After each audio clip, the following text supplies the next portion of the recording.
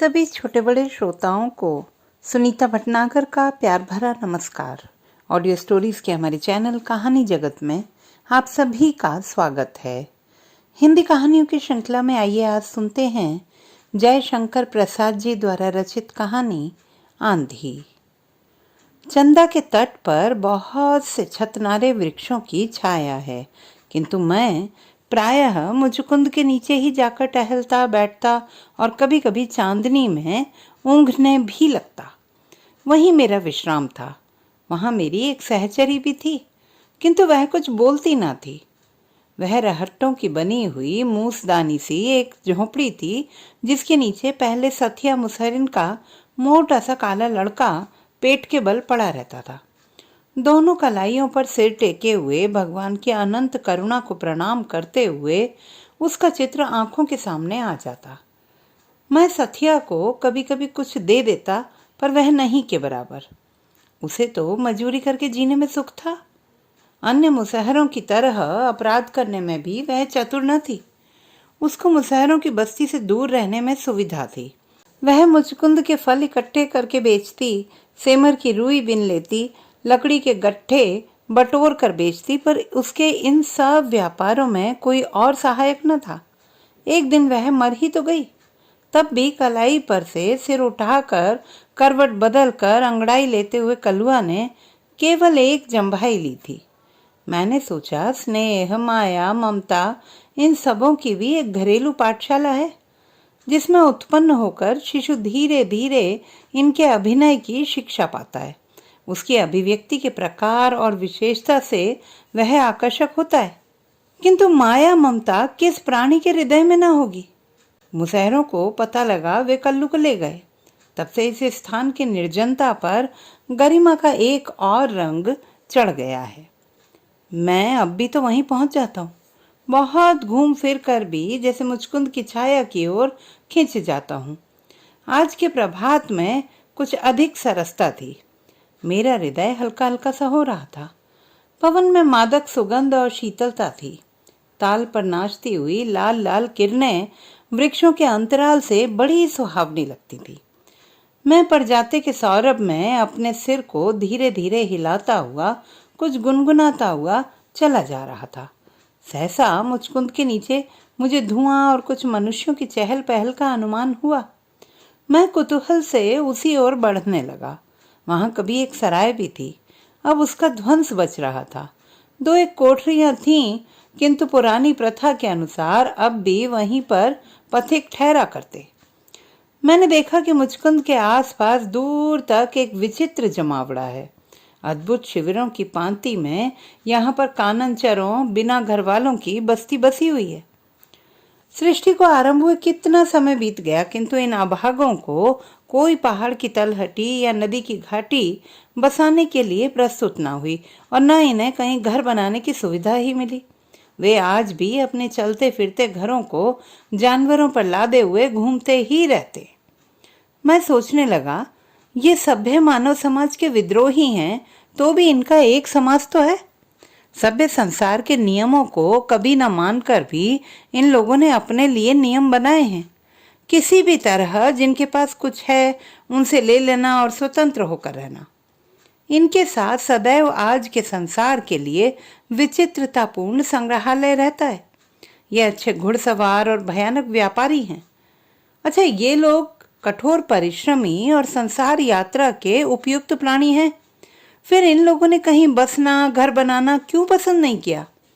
मैं मन ही मन सोचता हुआ धीरे धीरे उनके पास होने लगा। कुतूहल ही तो था।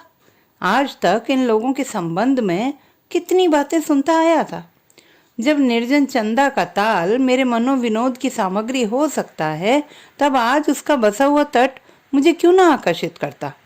मैं धीरे धीरे मुचकुंद के पास पहुंच गया। एक डाल से बंधा हुआ एक सुंदर बछड़ा हरी हरी दूब खा रहा था और लहंगा कुर्ता पहने रुमाल सिर से बांधे हुए एक लड़की उसकी पीठ सूखे घास के गट्ठे से मल रही थी। मैं रुककर देखने लगा।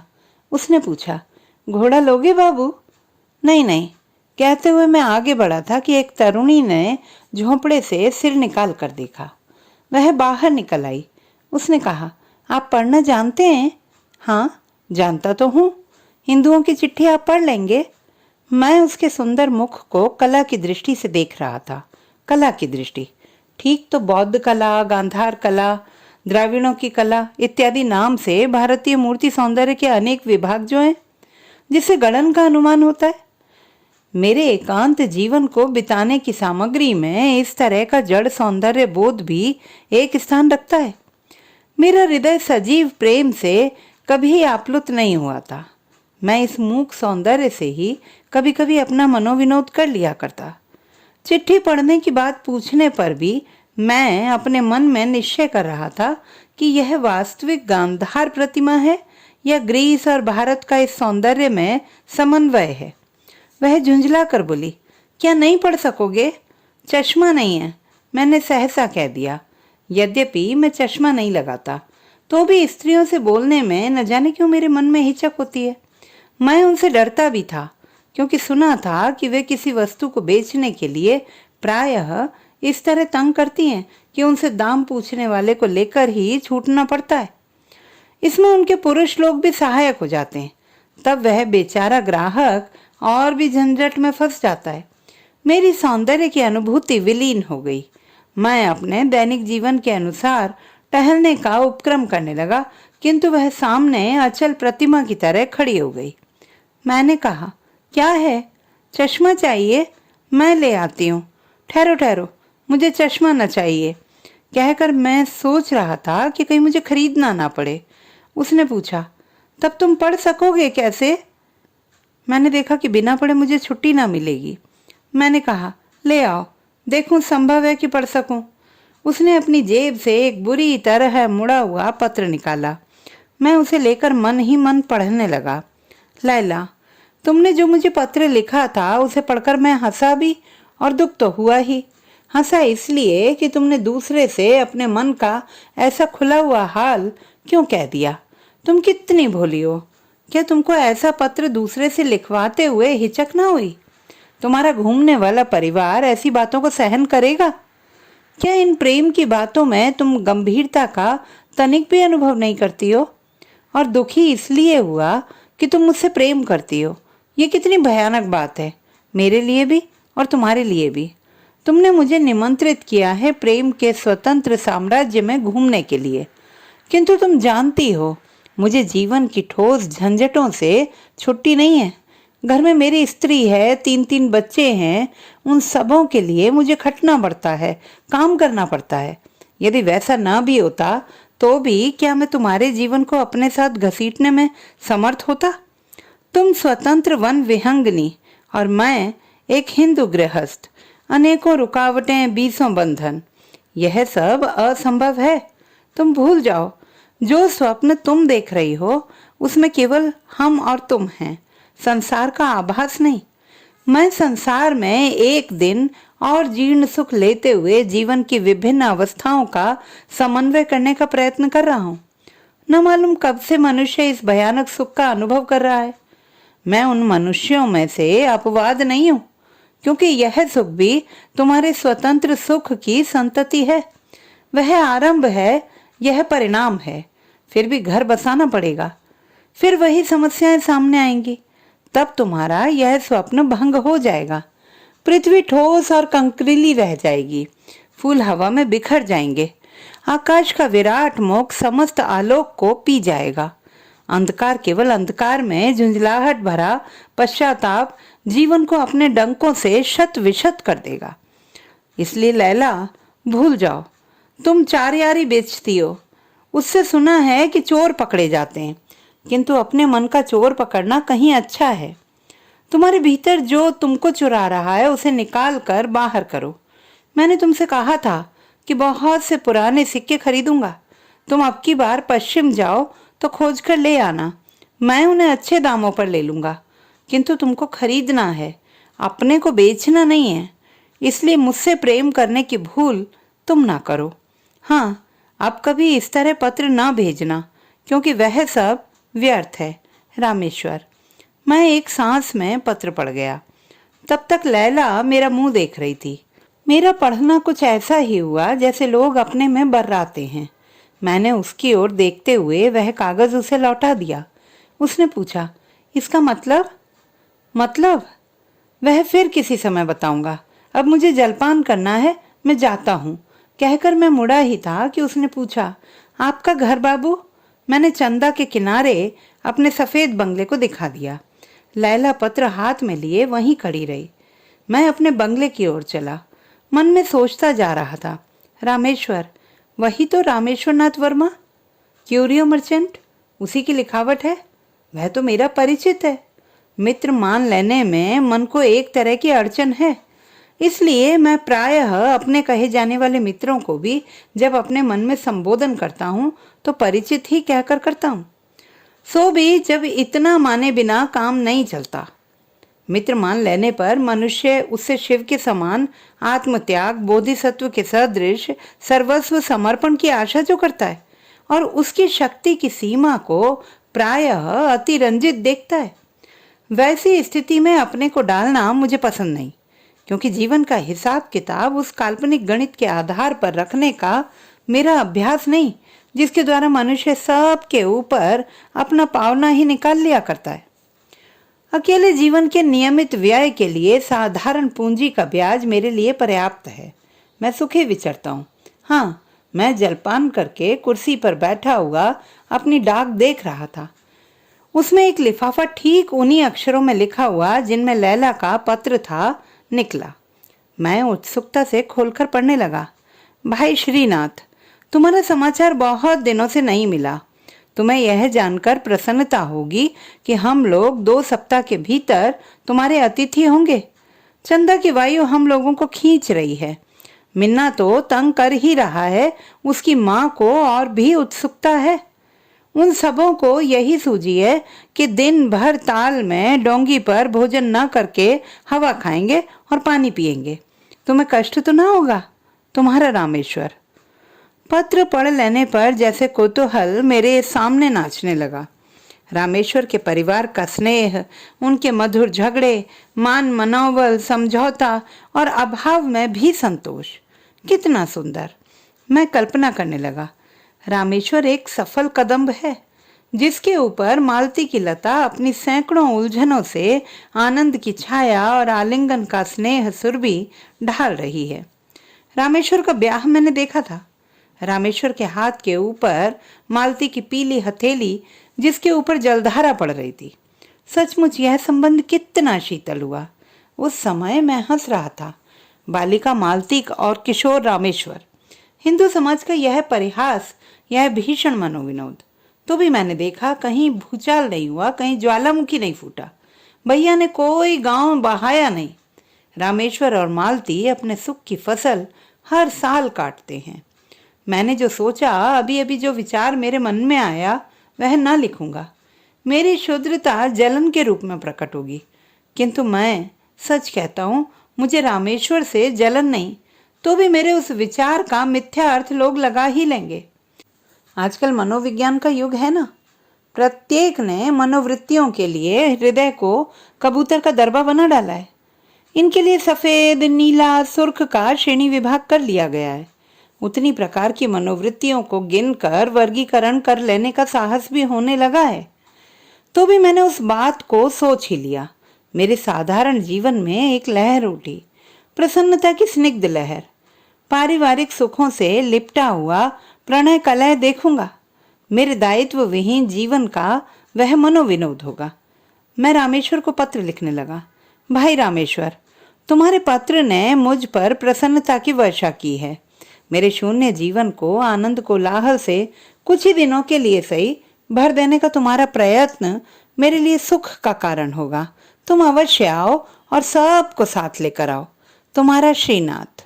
पुनश्च बंबई से आते हुए सूरन अवश्य लेते आना, यहाँ वैसा नहीं मिलता है।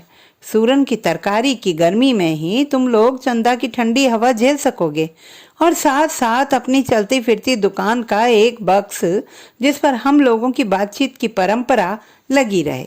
श्रीनाथ। दोपहर का भोजन कर लेने के बाद मैं थोड़ी देर अवश्य लेटता हूँ। कोई पूछता है तो कह देता हूँ कि यह निद्रा नहीं भाई, तंद्रा है।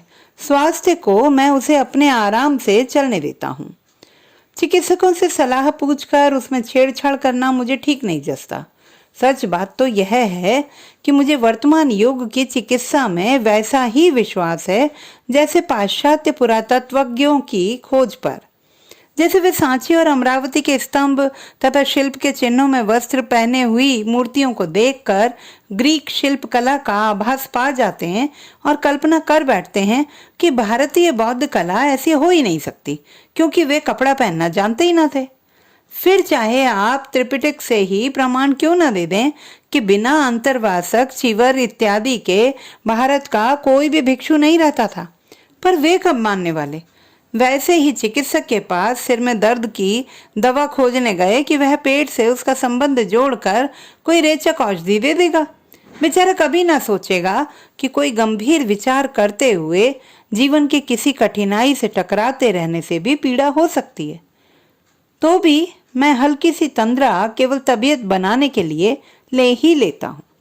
शरद काल की उजली धूप ताल के नीचे जल पर फैल रही थी।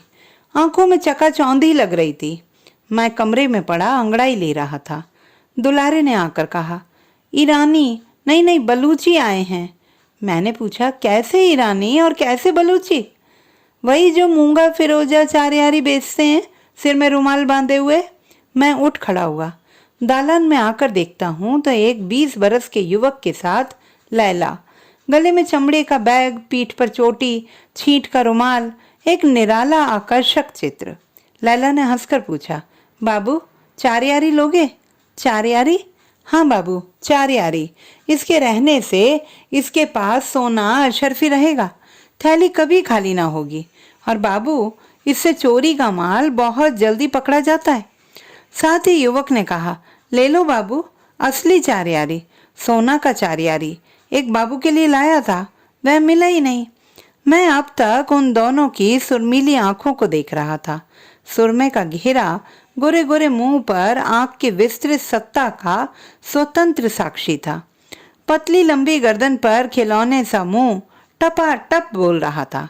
मैंने कहा, मुझे तो चारियारी नहीं चाहिए, किंतु वहां सुनता कौन है। दोनों सीढ़ी पर बैठ गए थे और लैला अपना बैग खोल रही थी। कई पोटलियां निकाली। सहसा लैला के मुंह का रंग उड़ गया। वह घबरा कर कुछ अपनी भाषा में कहने लगी। युवक उठ खड़ा हुआ। मैं कुछ न समझ सका। वह चला गया।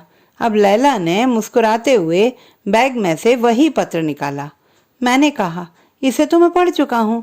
इसका मतलब वह तुम्हारी चारियारी खरीदने फिर आवेगा, यही इसमें लिखा है। मैंने कहा, बस इतना ही? और भी कुछ है क्या बाबू? और जो उसने लिखा है वह मैं कह नहीं सकता। क्यों बाबू, क्यों न कह सकोगे? बोलो। लैला की वाणी में पुचकार, दुलार, झिड़की और आज्ञा थी। यह सब बात मैं नहीं। बीच में ही बात काट कर उसने कहा, नहीं क्यों, तुम जानते हो, नहीं बोलोगे? उसने लिखा है, मैं तुमको प्यार करता हूँ। लिखा है बाबू। लैला की आंखों में स्वर्ग हंसने लगा। वह फुर्ती से पत्र मोड़कर रखती हुई हंसने लगी। मैंने अपने मन में कहा, अब यह पूछेगी कि वह कब आवेगा, कहाँ मिलेगा। किंतु लैला ने यह सब कुछ नहीं पूछा। वह सीढ़ियों पर अर्ध शयनावस्था में जैसे कोई सुंदर सपना देखती हुई मुस्कुरा रही थी। युवक दौड़ता हुआ आया।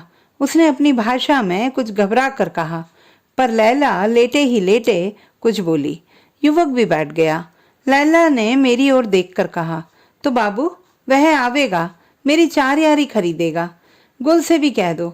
मैंने समझ लिया कि युवक का नाम गुल है। मैंने कहा, हाँ, वह तुम्हारी चारियारी खरीदने आवेंगे। गुल ने लैला की ओर प्रसन्न दृष्टि से देखा, परंतु मैं जैसे भयभीत हो गया।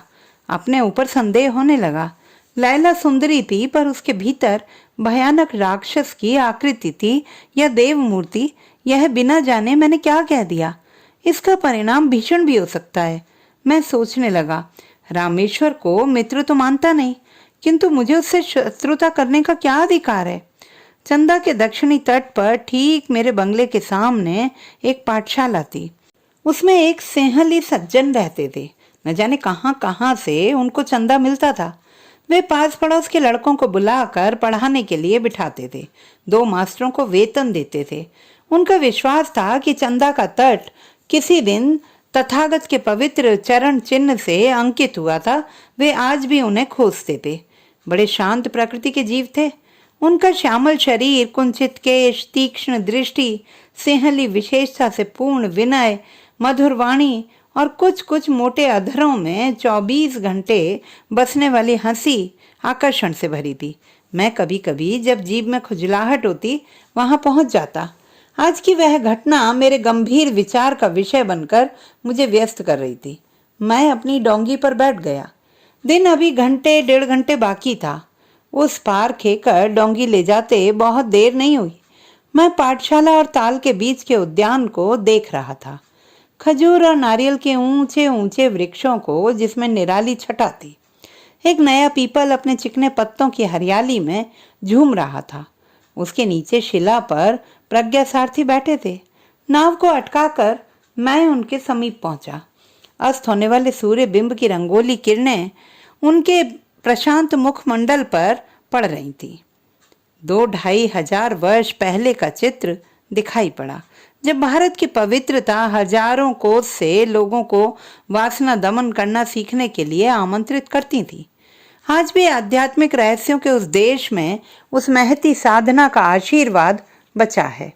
अभी भी बोध वृक्ष पनपते हैं। जीवन की जटिल आवश्यकता को त्याग कर जब काशाय पहने संध्या के सूर्य के रंग में रंग मिलाते हुए ध्यान स्तिमित लोचन मूर्तियां अभी देखने में आती हैं, तब जैसे मुझे अपनी सत्ता का विश्वास होता है और भारत की अपूर्वता का अनुभव होता है। अपनी सत्ता का इसलिए कि मैं भी त्याग का अभिनय करता हूँ। भारत के लिए तो मुझे पूर्ण विश्वास है कि इसकी विजय धर्म में है। अधरों में कुंचित हंसी, आंखों में प्रकाश भरे प्रज्ञा सारथी ने मुझे देखते हुए कहा, आज मेरी इच्छा थी कि आपसे भेंट हो। मैंने हंसते हुए कहा, अच्छा हुआ कि मैं प्रत्यक्ष ही आ गया, नहीं तो ध्यान में बाधा पड़ती। श्रीनाथ जी, मेरे ध्यान में आपके आने की संभावना न थी, तो भी आज एक विषय पर आपकी सम्मति की आवश्यकता है। मैं भी कुछ कहने के लिए ही यहाँ आया हूँ। पहले मैं कहूँ कि आप ही आरंभ करेंगे? सतिया के लड़के कल्लू के संबंध में आपको कुछ नहीं कहना है? मेरे बहुत कहने पर मुसहरों ने उसे पढ़ने के लिए मेरी पाठशाला में रख दिया है और उसके पालन के बाहर से अपने को मुक्त कर लिया। अब वह 7 बरस का हो गया है। अच्छी तरह खाता पीता है, साफ सुथरा रहता है, कुछ कुछ पढ़ता भी है। प्रज्ञा सारथी ने कहा, चलिए अच्छा हुआ, एक रास्ते पर लग गया।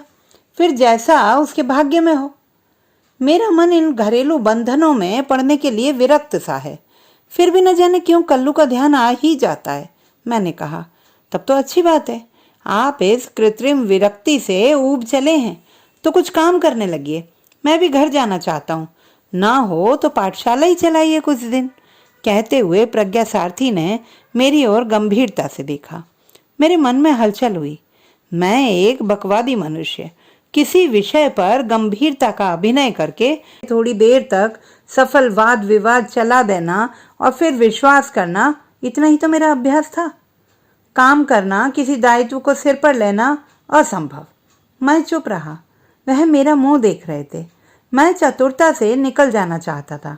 यदि मैं थोड़ी देर और उसी तरह सन्नाटा रखता तो मुझे हाँ या ना नहीं कहना पड़ता।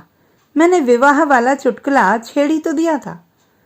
आप तो विरक्त भिक्षु हैं, अब घर जाने की आवश्यकता कैसे आ पड़ी? भिक्षु? आश्चर्य से प्रज्ञा सारथी ने कहा, मैं तो ब्रह्मचर्य में हूँ, विद्याभ्यास और धर्म का अनुशीलन कर रहा हूँ। यदि मैं चाहूँ तो प्रव्रज्या ले सकता हूँ, नहीं तो गृही बनने में कोई धार्मिक आपत्ति नहीं है। सिंहल में तो यही प्रथा प्रचलित है। मेरे विचार से यह प्राचीन आर्य प्रथा भी थी। मैं गृहस्थ जीवन से परिचित होना चाहता हूँ, तो आप ब्याह करेंगे? क्यों नहीं, वही करने तो जा रहा हूँ। देखता हूँ स्त्रियों पर आपको पूर्ण विश्वास है। अविश्वास करने का कारण ही क्या है?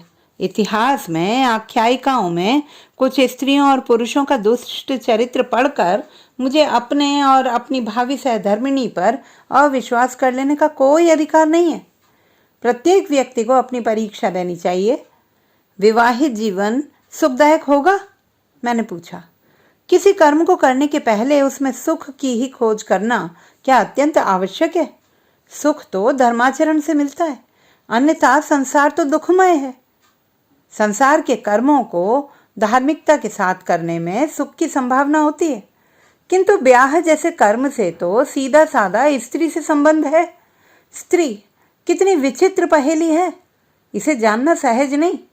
बिना जाने ही उससे अपना संबंध जोड़ लेना कितनी बड़ी भूल है ब्रह्मचारी जी। मैंने हंसकर कहा, भाई तुम बड़े चतुर हो, खूब सोच समझ कर परख कर तब संबंध जोड़ना चाहते हो ना, किंतु मेरी समझ में संबंध हुए बिना परखने का दूसरा उपाय ही नहीं है। प्रज्ञा सारथी ने गंभीरता से कहा। मैं चुप होकर सोचने लगा। अभी अभी जो मैंने एक कांड का बीजारोपण किया है, वह क्या लैला के स्वभाव से परिचित होकर? मैं अपनी मूर्खता पर मन ही मन तिल मिला उठा। मैंने कल्पना से देखा, लैला प्रतिहिंसा भरी एक भयानक राक्षसी है। यदि वह अपने जाति स्वभाव के अनुसार रामेश्वर के साथ बदला लेने की प्रतिज्ञा कर बैठे तब क्या होगा? प्रज्ञा सारथी ने फिर कहा, मेरा जाना तो निश्चित है। ताम्रपर्णी की तरंग मालाएं मुझे बुला रही हैं। मेरी एक प्रार्थना है, आप कभी कभी आकर इसका निरीक्षण कर लिया कीजिए। मुझे एक बहाना मिला। मैंने कहा, मैंने बैठे बिठाए एक झंझट बुला ली है। मैं देखता हूं कि कुछ दिनों तक तो मुझे उसमें फंसना ही पड़ेगा। प्रज्ञा सारथी ने पूछा, वह क्या? मैंने लैला का पत्र पढ़ने और उसके बाद का सब वृत्तांत कह सुनाया। प्रज्ञा सारथी चुप रहे। फिर उन्होंने कहा, आपने इस काम को खूब सोच समझकर करने की आवश्यकता पर तो ध्यान दिया ना होगा, क्योंकि इसका फल दूसरे को भोगने की संभावना है ना? मुझे प्रज्ञा सारथी का यह व्यंग्य अच्छा न लगा। मैंने कहा, संभव है कि मुझे भी कुछ भोगना पड़े। भाई मैं देखता हूं कि संसार में बहुत से ऐसे काम मनुष्य को करने पड़ते हैं जिन्हें वह स्वप्न में भी नहीं सोचता। अकस्मात वे प्रसंग सामने आकर गुर्राने लगते हैं, जिनसे भागकर जान बचाना ही उसका अभीष्ट होता है। मैं भी इसी तरह ब्याह करने के लिए सिंहल जा रहा हूँ। अंधकार को भेद कर शरद का चंद्रमा नारियल और खजूर के वृक्षों पर दिखाई देने लगा था। चंदा का ताल लहरियों में प्रसन्न था। मैं क्षण भर के लिए प्रकृति की उस सुंदर चित्रपटी को तन्मय होकर देखने लगा। कलुआ ने जब प्रज्ञा सारथी को भोजन करने की सूचना दी, तब मुझे स्मरण हुआ कि मुझे उस पार जाना है। मैंने दूसरे दिन आने का कहकर प्रज्ञा सारथी से छुट्टी मांगी। डोंगी पर बैठकर मैं धीरे धीरे डांट चलाने लगा। मैं अनमना सा डांट चलाता हुआ कभी चंद्रमा को और कभी चंदा ताल को देखता। नाव सरल आंदोलन में तिर रही थी। बार बार सेहली प्रज्ञा सारथी की बात सोचता जाता था। मैंने घूम कर देखा तो कुंज से घिरा हुआ पाठशाला का भवन चंदा के शुभ्र जल में प्रतिबिंबित हो रहा था। चंदा का वह तट समुद्र उपकूल का एक खंड चित्र था। मन ही मन सोचने लगा, मैं करता ही क्या हूँ? यदि मैं पाठशाला का ही निरीक्षण करूं तो क्या हानि है? मन भी लगेगा और समय भी कटेगा। अब मैं दूर चला आया था। सामने मुचुकुंद वृक्ष की नील आकृति दिखलाई पड़ी। मुझे लैला का फिर स्मरण आ गया। कितनी सरल, स्वतंत्र और साहसिकता से भरी हुई रमणी है।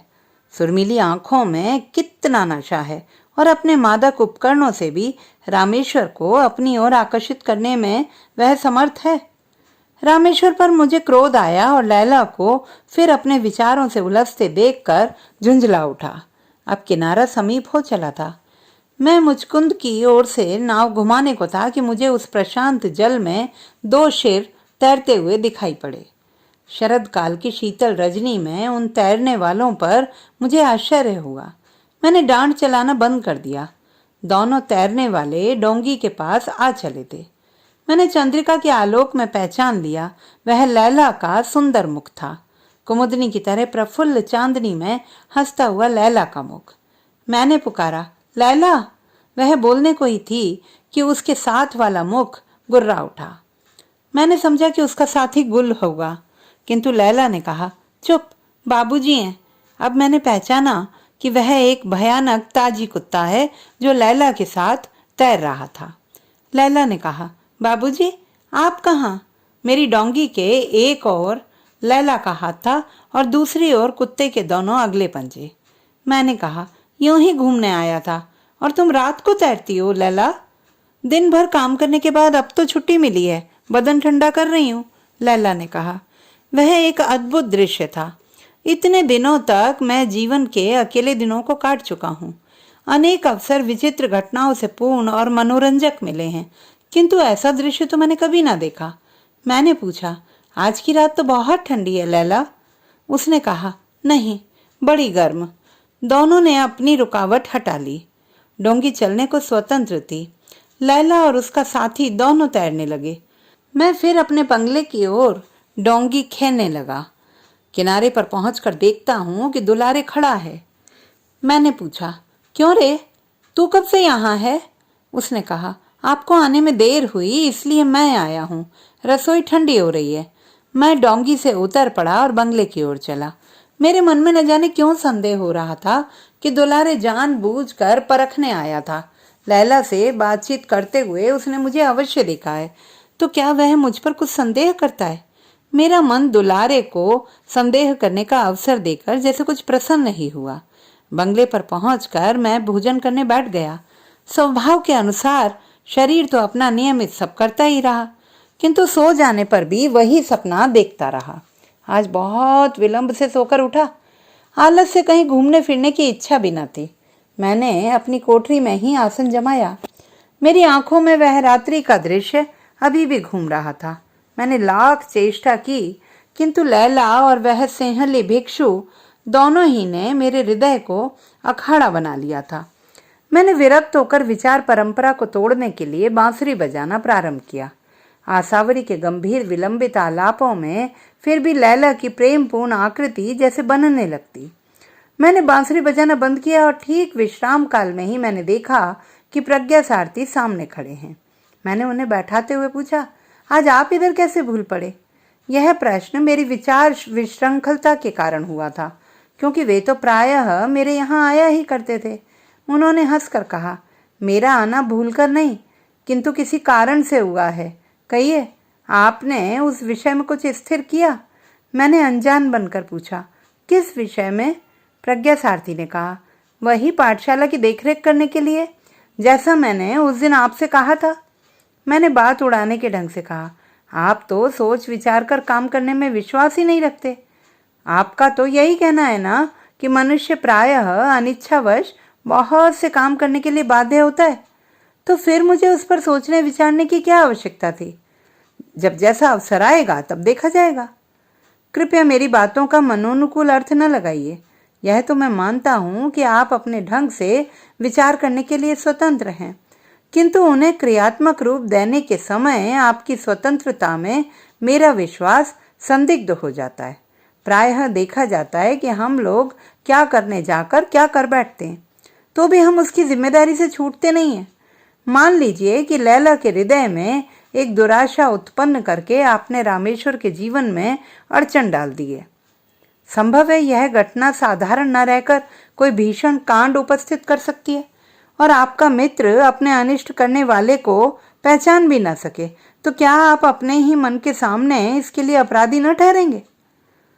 प्रज्ञा सारथी की ये बातें मुझे बेढंगी सी जान पड़ी, क्योंकि उस समय मुझे उनका आना और मुझे उपदेश देने का ढोंग रचना असह्य होने लगा।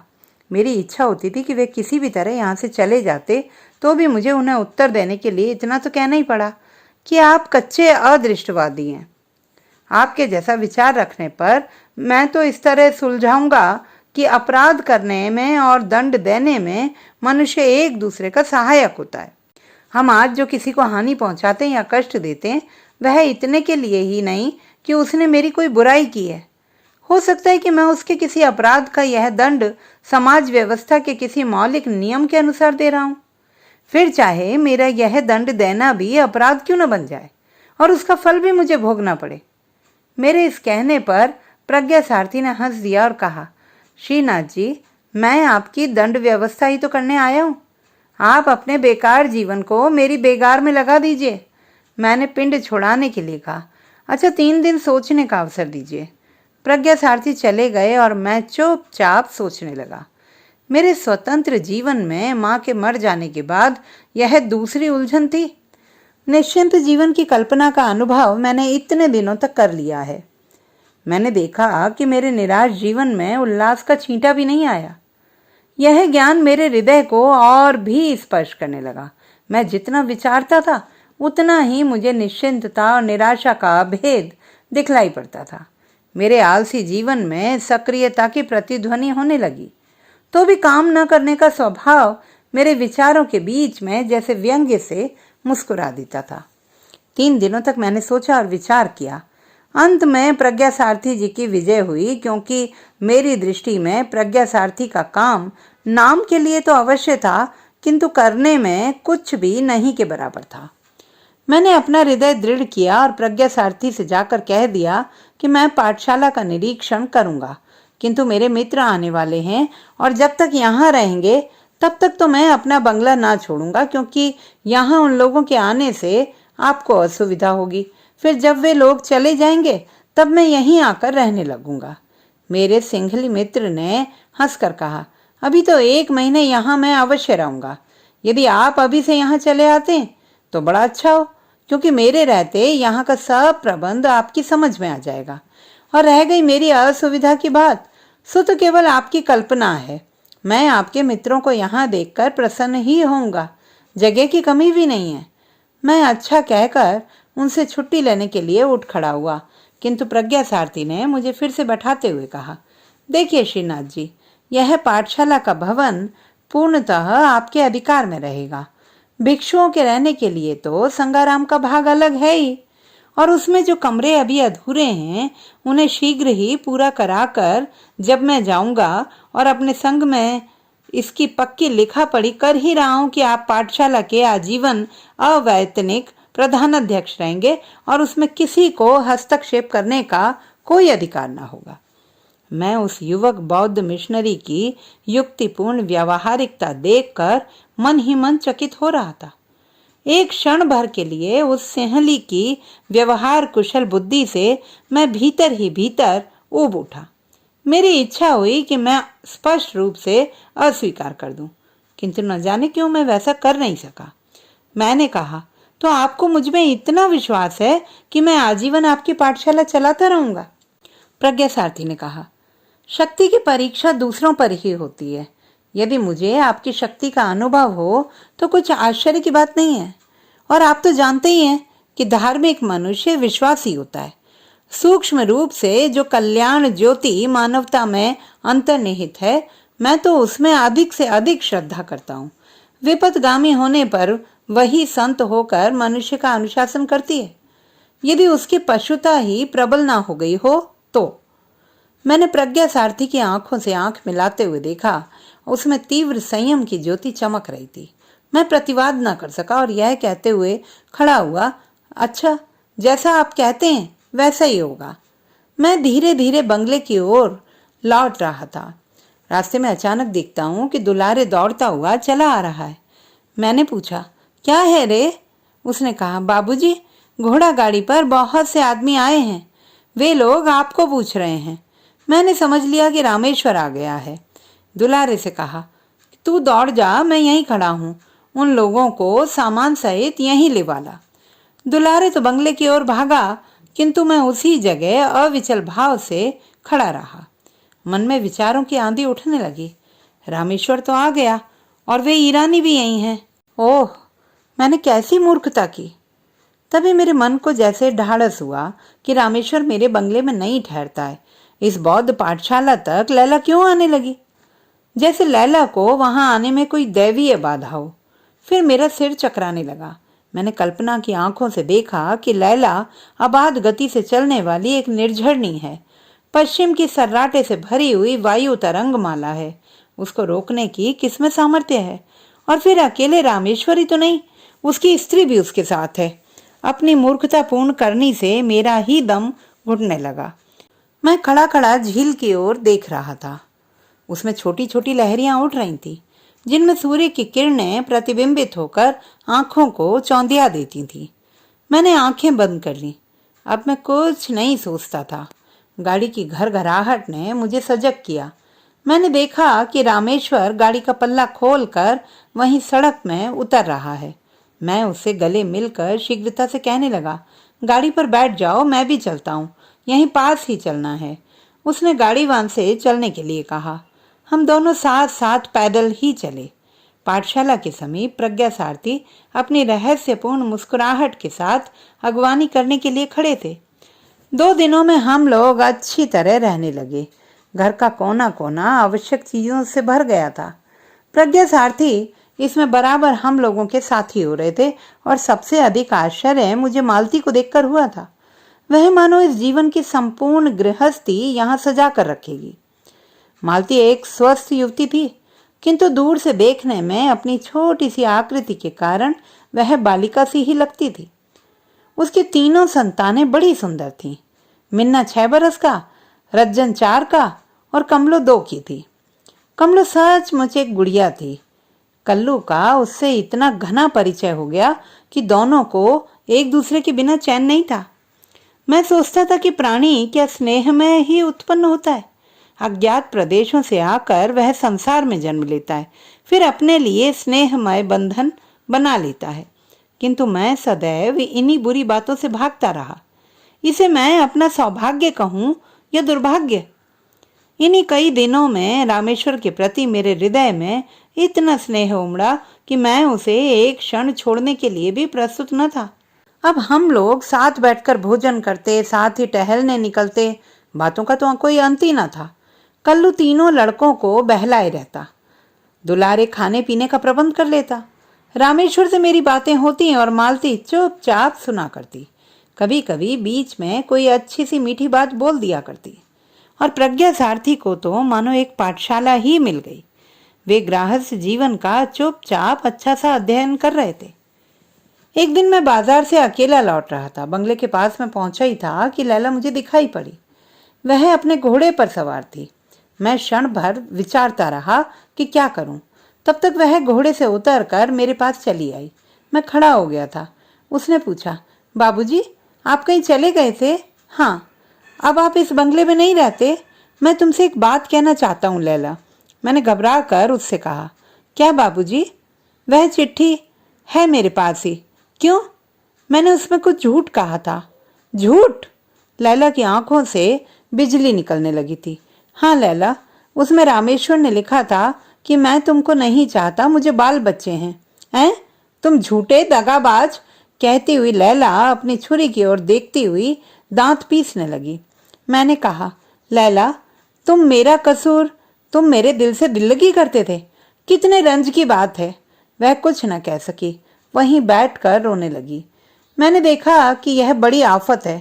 कोई मुझे इस तरह यहाँ देखेगा तो क्या कहेगा।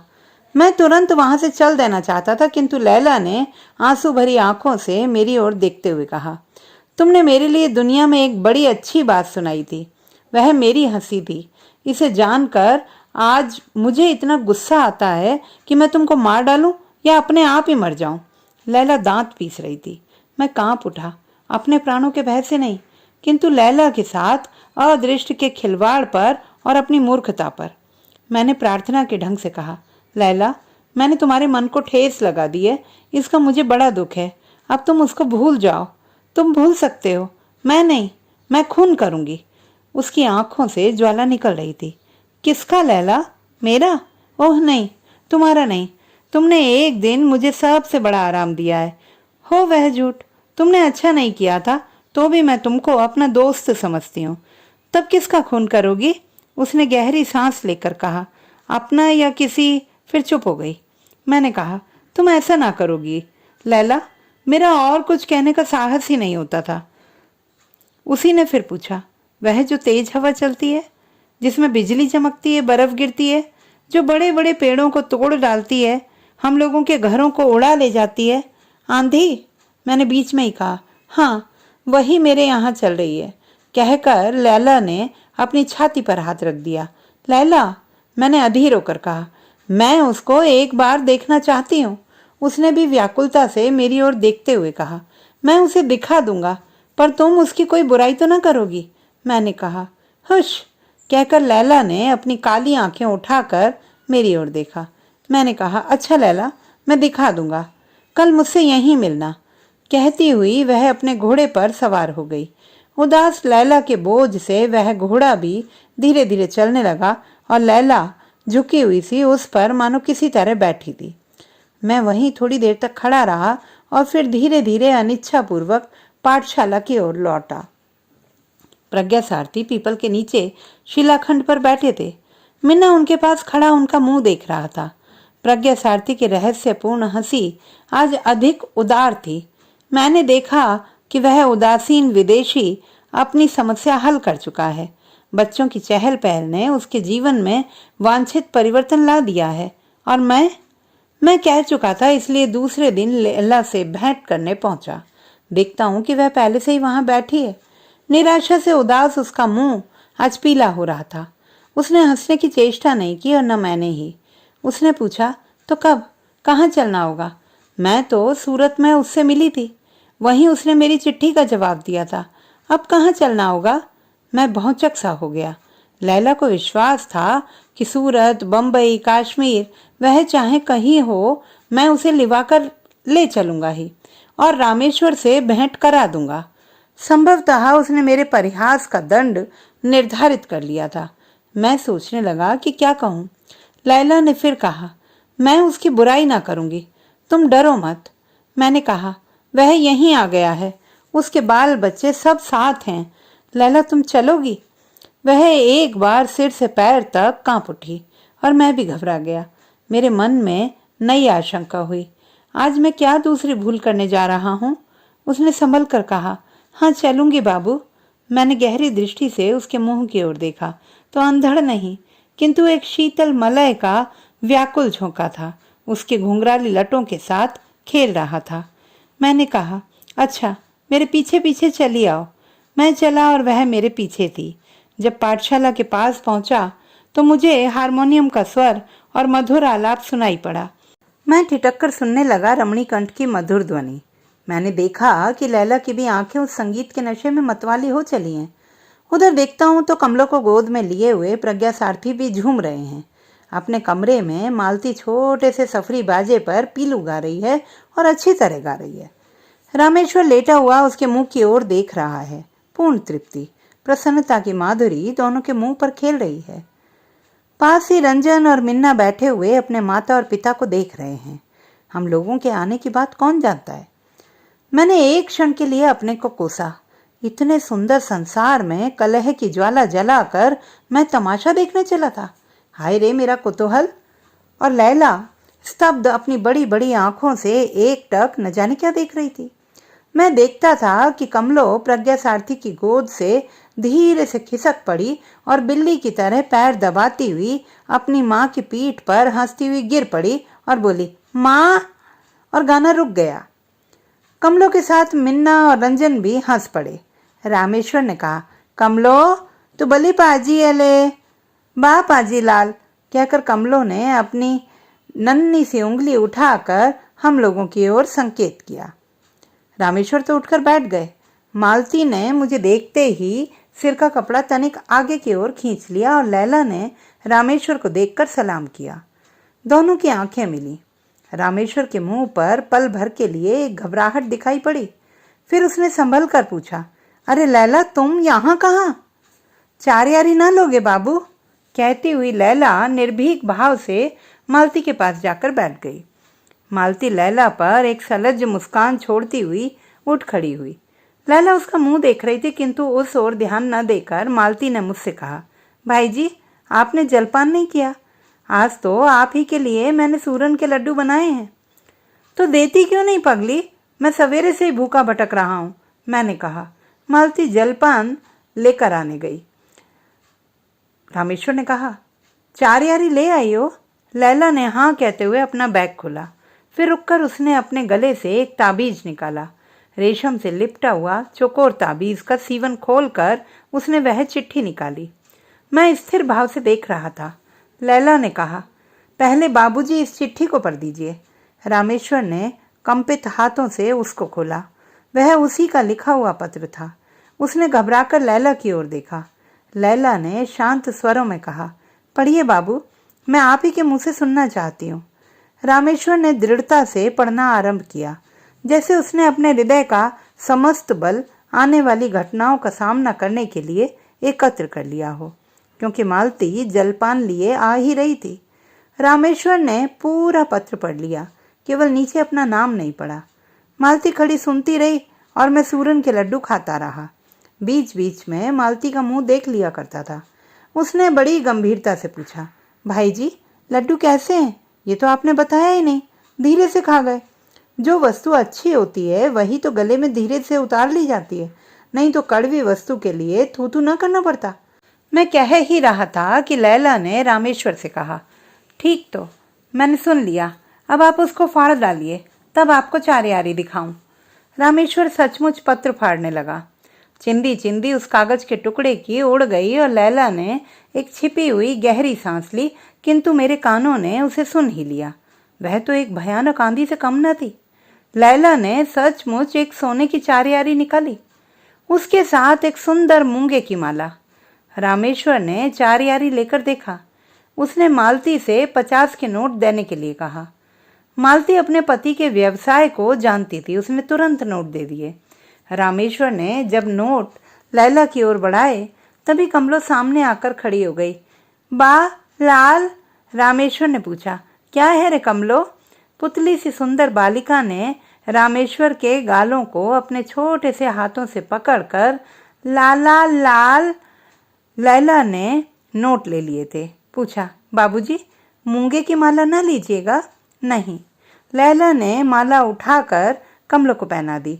रामेश्वर नहीं नहीं कर ही रहा था, किंतु उसने सुना नहीं। कमलो ने अपनी माँ को देखकर कहा, माँ लाल। वह हंस पड़ी और कुछ नोट रामेश्वर को देते हुए बोली, तो ले लो ना, इसका भी दाम दे दो। लैला ने तीव्र दृष्टि से मालती को देखा। मैं तो सहम गया था। मालती हंस पड़ी। उसने कहा, क्या दाम ना लोगी? लैला कमलो का मुंह चूमती हुई उठ खड़ी हुई। मालती अवाक, रामेश्वर स्तब्ध, किंतु मैं प्रकृतिस्थ था। लैला चली गई। मैं विचारता रहा, सोचता रहा, कोई अंत न था और छोर का कोई पता न था। लैला, प्रज्ञासारथी, रामेश्वर और मालती सभी मेरे सामने बिजली के पुतलों से चक्कर काट रहे थे। संध्या हो चली थी, किंतु मैं पीपल के नीचे से उठ न सका। प्रज्ञासारथी अपना ध्यान समाप्त करके उठे। उन्होंने मुझे पुकारा, श्रीनाथ जी। मैंने हंसने की चेष्टा करते हुए कहा, जी कहिए। आज तो आप भी समाधिस्थ रहे, तब भी इसी पृथ्वी पर था जहाँ लालसा क्रंदन करती है, दुखानुभूति हंसती है और नियति अपने मिट्टी के पुतलों के साथ अपना क्रूर मनोविनोद करती है। किंतु आप तो बहुत ऊंचे किसी स्वर्गीय भावना में ठहरिए श्रीनाथ जी। सुख और दुख, आकाश और पृथ्वी, स्वर्ग और नरक के बीच में है वह सत्य जिसे मनुष्य प्राप्त कर सकता है। मुझे क्षमा कीजिए, अंतरिक्ष में उड़ने की मुझ में शक्ति नहीं है, मैंने परिहास पूर्वक कहा। साधारण मन की स्थिति को छोड़कर जब मनुष्य कुछ दूसरी बातें सोचने के लिए प्रयास करता है, तब क्या वह उड़ने का प्रयास नहीं? हम लोग कहने के लिए द्विपद हैं, किंतु देखिए तो जीवन में हम लोग कितनी बार उछकते हैं, उड़ान भरते हैं। वही तो उन्नति की चेष्टा, जीवन के लिए संग्राम और भी क्या क्या नाम से प्रशंसित नहीं होती। तो मैं भी इसकी निंदा नहीं करता। उठने की चेष्टा करनी चाहिए, किंतु आप यही न कहेंगे कि समझ बूझ कर एक बार उछकना चाहिए, किंतु उस एक बार को, उस अचूक अवसर को जानना सहज नहीं है। इसीलिए तो मनुष्य को, जो सबसे बुद्धिमान प्राणी है, बार बार धोखा खाना पड़ता है। उन्नति को उसने विभिन्न रूपों में अपनी आवश्यकताओं के साथ इतना मिलाया है कि उसे सिद्धांत बना लेना पड़ा है कि उन्नति का द्वंद्व पतन ही है। संयम का वज्र गंभीर नाद प्रकृति से नहीं सुनते हो। शारीरिक कर्म तो गौण है, मुख्य संयम तो मानसिक है। श्रीनाथ जी, आज लैला का वह मन का संयम क्या किसी महानदी की प्रखर धारा के अचल बांध से कम था? मैं तो देखकर अवाक था। आपकी उस समय विचित्र परिस्थिति रही, फिर भी कैसे सब निर्विघ्न समाप्त हो गया। उसे सोचकर तो मैं अब भी चकित हो जाता हूँ। क्या वह इस भयानक प्रतिरोध के धक्के को संभाल सकेगी? लैला के वक्ष स्थल में कितना भीषण अंधड़ चल रहा होगा, इसका अनुभव हम लोग नहीं कर सकते। मैं अब भी इससे भयभीत हो रहा हूँ। प्रज्ञा सारथी चुप रहकर धीरे धीरे कहने लगे, मैं तो कल जाऊंगा। यदि तुम्हारी सम्मति हो तो रामेश्वर को भी साथ चलने के लिए कहूँ। बंबई तक हम लोगों का साथ रहेगा और मालती इस भयावनी छाया से शीघ्र ही दूर हट जाएगी। फिर तो सब कुशल ही है। मेरे त्रस्त मन को शरण मिली। मैंने कहा, अच्छी बात है, प्रज्ञा सारथी उठ गए। मैं वहीं बैठा रहा और भी बैठा रहता यदि मिन्ना और रंजन की किलकारी और रामेश्वर की डांट डपट, मालती की कलछी की खटखट का कोलाहल जोर न पकड़ लेता और कल्लू सामने आकर न खड़ा हो जाता। प्रज्ञा सारथी, रामेश्वर और मालती को गए हुए 1 सप्ताह से ऊपर हो गया। अभी तक उस वास्तविक संसार का कोलाहल सुदूर से आती हुई मधुर संगीत की प्रतिध्वनि के समान मेरे कानों में गूंज रहा था। मैं अभी तक उस मादकता को उतार न सका था। जीवन में पहले किसी निश्चिंतता का विराग नहीं, न तो वह बेपरवाही रही। मैं सोचने लगा कि अब मैं क्या करूं? कुछ करने की इच्छा क्यों? मन के कोने से चुटकी लेते हुए कौन पूछ बैठा, किए बिना तो रहा नहीं जाता, करो भी, पाठशाला से क्या मन उब चला? उतने से संतोष नहीं होता, और क्या चाहिए? यही तो समझ नहीं सका। नहीं तो यह प्रश्न ही क्यों करता कि अब मैं क्या करूं?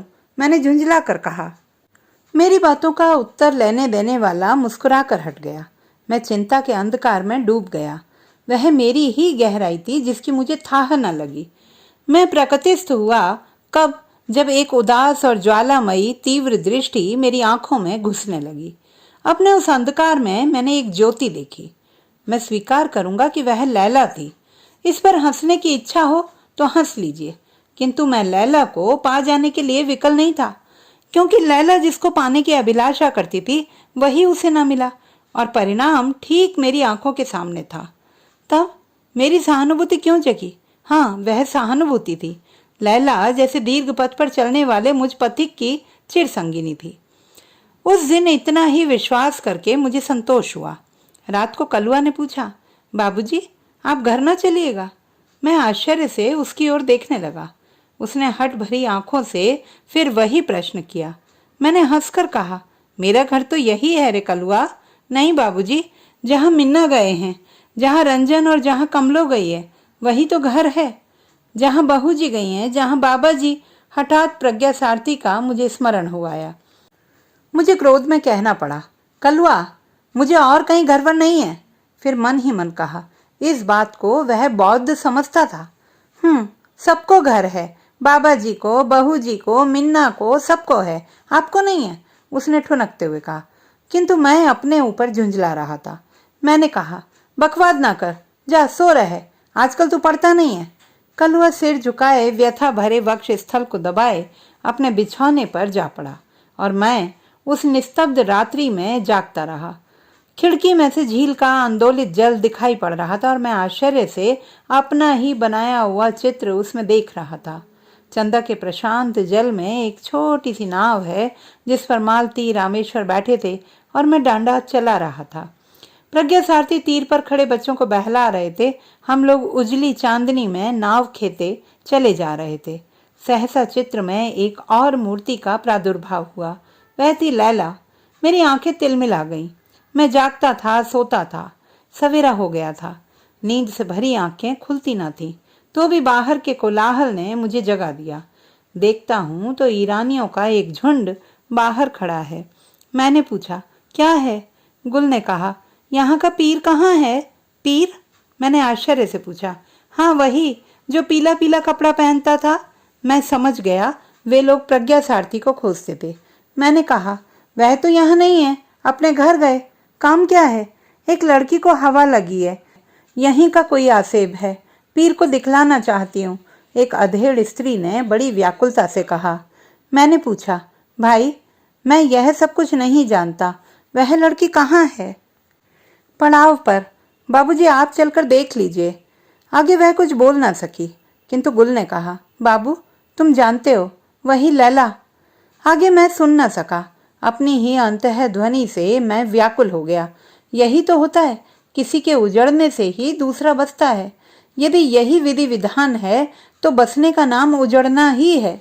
यदि रामेश्वर, मालती और अपने बाल बच्चों की चिंता छोड़कर लैला को ही देखता तभी, किंतु वैसा हो सकता है? कैसे हो सकता है? मैंने कल्पना की आंखों से देखा। लैला का विवर्ण सुंदर मुख, निराशा की झुलस से दयनीय मुख। उन ईरानियों से फिर बात न करके मैं भीतर चला गया और तकिए में अपना मुंह छिपा लिया। पीछे सुना, कलुआ डांट बताता हुआ कह रहा है, चलो जाओ, यहाँ बाबा जी नहीं रहते। मैं लड़कों को पढ़ाने लगा। कितना आश्चर्यजनक भयानक परिवर्तन मुझ में हो गया। उसे देखकर मैं ही विस्मित होता था। कलवा इन्हीं कई महीनों में मेरा एकांत का साथी बन गया। मैंने उसे बार बार समझाया, किंतु वह बीच बीच में मुझसे घर चलने के लिए कह बैठता ही था। मैं हताश हो गया। अब जब वह घर चलने की बात कहता तो मैं सिर हिलाकर कह देता, अच्छा अभी चलूंगा। दिन इसी तरह बीतने लगे। बसंत के आगमन से प्रकृति सिहर उठी। वनस्पतियों की रोमावली पुलकित थी।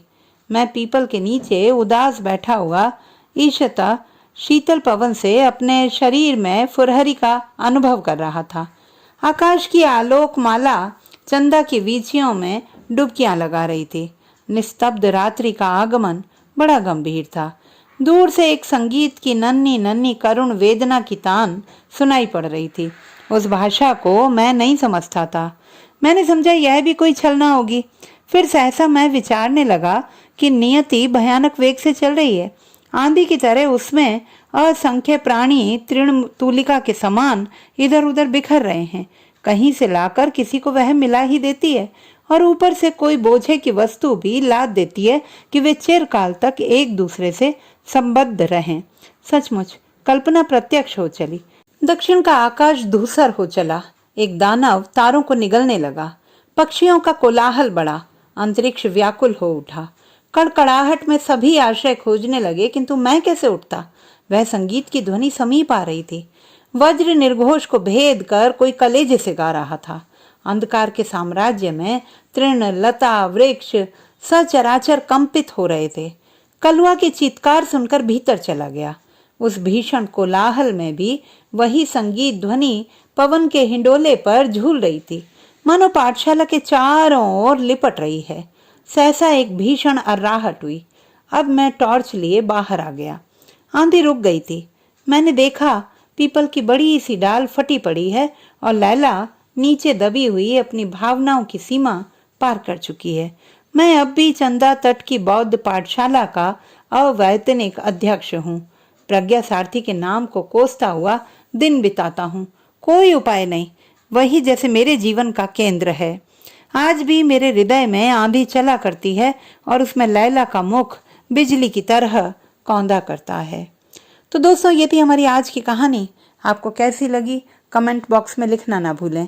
चैनल को सब्सक्राइब करें, लाइक करें और मित्रों के साथ शेयर करें।